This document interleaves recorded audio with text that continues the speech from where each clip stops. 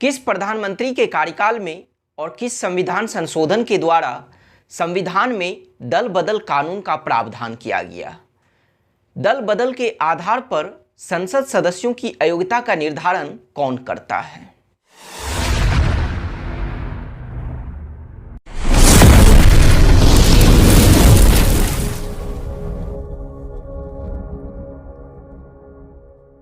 Hello everyone, मैं सुमित। आप सभी का मेरे YouTube channel learn with Akanksha and Sumit में स्वागत है।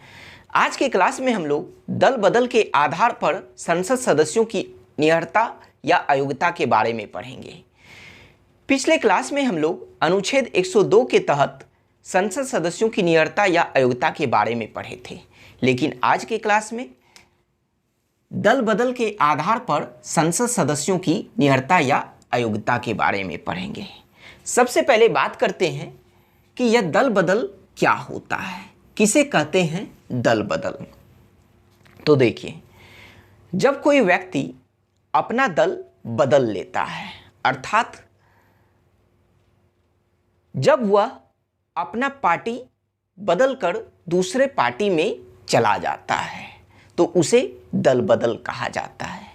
जैसे मान लीजिए कि कोई व्यक्ति बीजेपी के टिकट से चुनाव जीता है, लेकिन चुनाव जीतने के बाद वह व्यक्ति बीजेपी से कांग्रेस में चला जाता है, तो उसे ही दल बदल कहा जाता है। या फिर हम इसे मुहावरा के भाषा में समझें तो जब कोई व्यक्ति जिस थाली में खाता है और उसी थाली में जब वह छेद कर देता है, तो इसका मतलब यह हुआ कि वह व्यक्ति अपना दल बदल लिया है, तो उसे ही दल बदल कहा जाता है। इस तरह से इस लाइन का मतलब क्या हुआ कि जब कोई व्यक्ति दल बदल के तहत दोषी पाया जाता है, तो उसे संविधान के अनुसार संसद की सदस्यता से अयोग्य ठहराया जा सकता है। अब चलिए आगे बढ़ते हैं। पहला पॉइंट है कि राजीव गांधी के प्रधानमंत्रित्व कार्यकाल में 52वें संविधान संशोधन अधिनियम 1985 के द्वारा 10वीं अनुसूची को संविधान में जोड़ा गया। आइए अब इसे समझते हैं कि राजीव गांधी के प्रधानमंत्रित्व कार्यकाल में, इसका मतलब क्या हुआ कि जब राजीव गांधी प्रधानमंत्री थे तो उस समय 52वां संविधान संशोधन किया गया। किस वर्ष किया गया 52वां संविधान संशोधन? तो 1985 में। और उस समय प्रधानमंत्री कौन थे? तो राजीव गांधी थे। तो इस 52वें संविधान संशोधन अधिनियम 1985 के द्वारा 10वीं अनुसूची को संविधान में जोड़ा गया। तो जब राजीव गांधी के कार्यकाल में संविधान में 10वीं अनुसूची को जोड़ा गया, तो उस 10वीं अनुसूची के तहत क्या प्रावधान किया गया? तो देखिए, सेकंड पॉइंट लिखा गया है कि 10वीं अनुसूची में दल बदल संबंधी विधि या दल बदल संबंधी कानून का प्रावधान किया गया है। अर्थात 10वीं अनुसूची में निर्वाचन के बाद, चुनाव के बाद दल बदल करने वाले संसद सदस्यों को अयोग्य घोषित करने के संबंध में प्रावधान किया गया है। तो इन सब बातों को जानने के बाद अब अगर आपसे यह पूछा जाए कि क्या दल बदल कानून का प्रावधान हमारे संविधान में किया गया है, तो जी हां, किया गया है। संविधान के 10वीं अनुसूची में दल बदल संबंधी कानून का प्रावधान किया गया है। अब आगे बढ़ते हैं और बात करते हैं कि दल बदल के आधार पर संसद सदस्यों को अयोग्य घोषित करने के संबंध में निम्नलिखित प्रावधान किया गया है। तो कौन कौन सा प्रावधान किया गया है दल बदल के आधार पर किसी भी संसद सदस्य को अयोग्य ठहराने के लिए?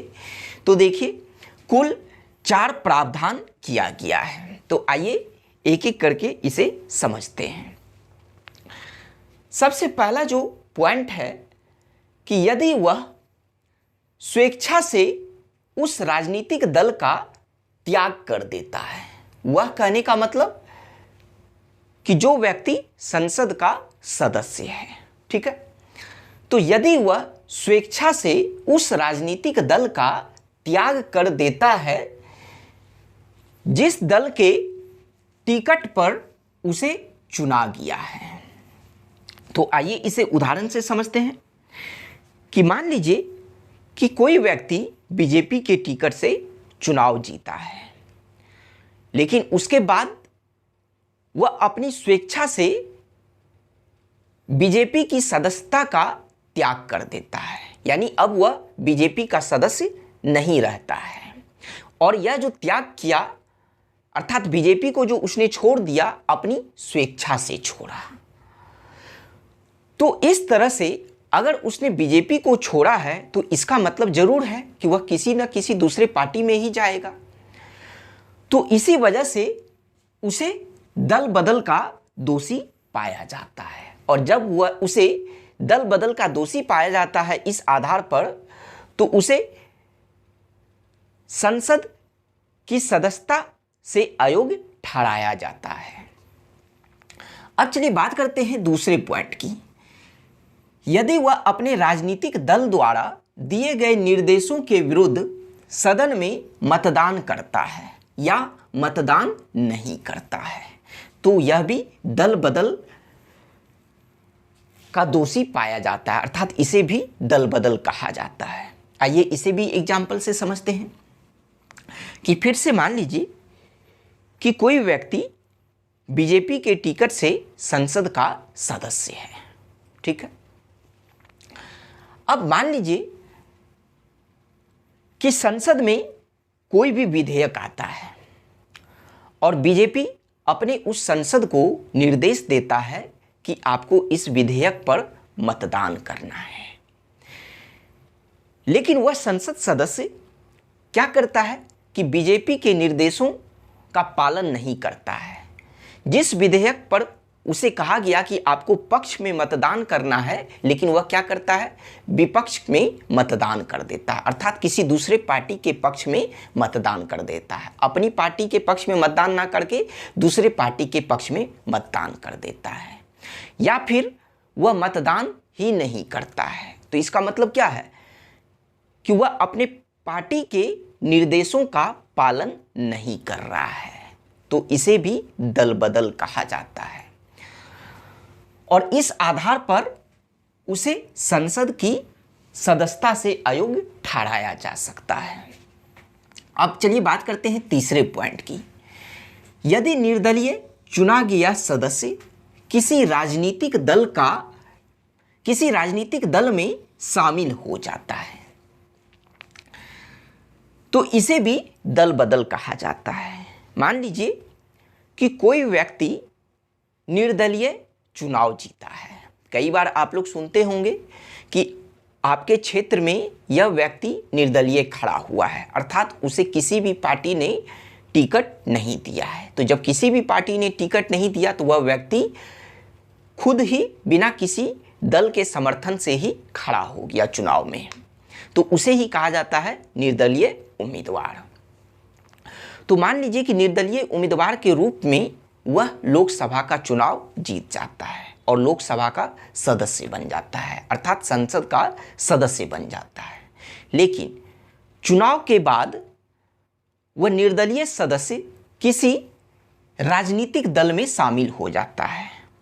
मतलब कि अब वह निर्दलीय सदस्य जो है चुनाव जीतने के बाद या तो कांग्रेस में शामिल हो जाता है या बीजेपी या किसी अन्य पार्टी में शामिल हो जाता है। तो इसे भी दल बदल कहा जाता है। फिर बात करते हैं चौथे पॉइंट की।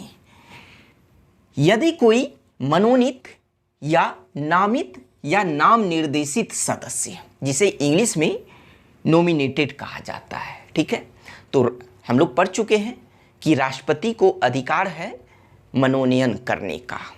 लोकसभा में 2 सदस्य और 2 सदस्यों को, लेकिन अब क्या है कि राष्ट्रपति लोकसभा में 2 सदस्यों को मनोनीत नहीं करते हैं।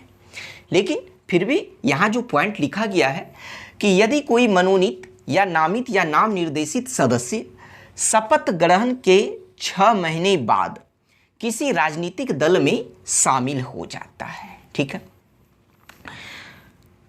तो लोकसभा में 2 सदस्यों को और राज्यसभा में 12 सदस्यों को जो राष्ट्रपति मनोनीत करते थे,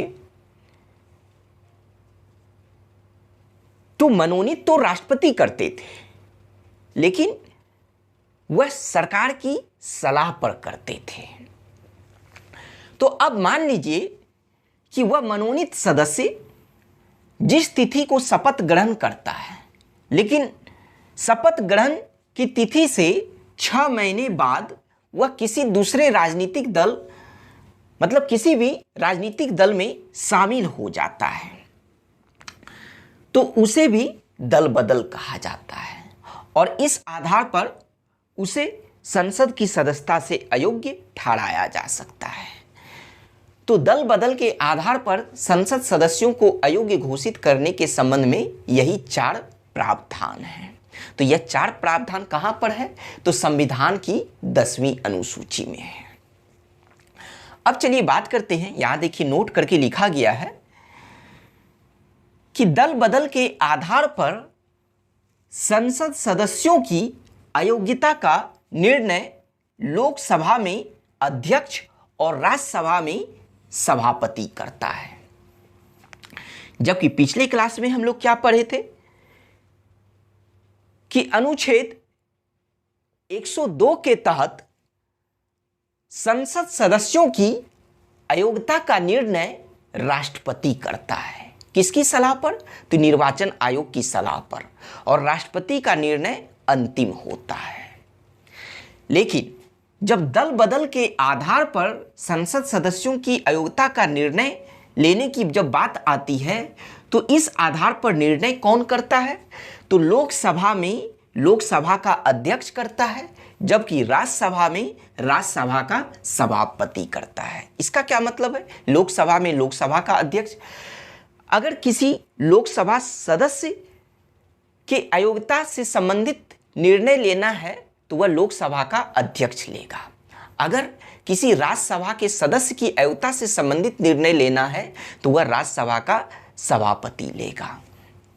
तो यहां ब्रैकेट में देखिए लिखा गया है कि ना कि भारत का राष्ट्रपति, मतलब दल बदल के आधार पर संसद सदस्यों की अयोग्यता का निर्णय भारत का राष्ट्रपति नहीं करता है, बल्कि लोकसभा में लोकसभा का अध्यक्ष करता है और राज्यसभा में राज्यसभा का सभापति करता है। फिर आगे जो पॉइंट लिखा गया है कि 1992 में सर्वोच्च न्यायालय या उच्चतम न्यायालय ने निर्णय दिया कि अध्यक्ष और सभापति अर्थात लोकसभा अध्यक्ष और राज्यसभा के सभापति के निर्णय की न्यायिक समीक्षा की जा सकती है। मान लीजिए कि अगर लोकसभा अध्यक्ष एवं राज्यसभा के सभापति अपने अपने सदन के सदस्यों को दल बदल के आधार पर अयोग्य ठहराता है, लेकिन वह संसद सदस्य उनके बातों से सहमत नहीं है, तो वह व्यक्ति न्यायालय में चुनौती दे सकता है। तो जब वह चुनौती देगा तो इस तरह से तब न्यायालय में लोकसभा के अध्यक्ष एवं राज्यसभा के सभापति के निर्णय की न्यायिक समीक्षा अर्थात न्यायिक जांच की जा सकती है। तो यही था दल बदल के आधार पर संसद सदस्यों की निहरता या अयोग्यता। Thank you.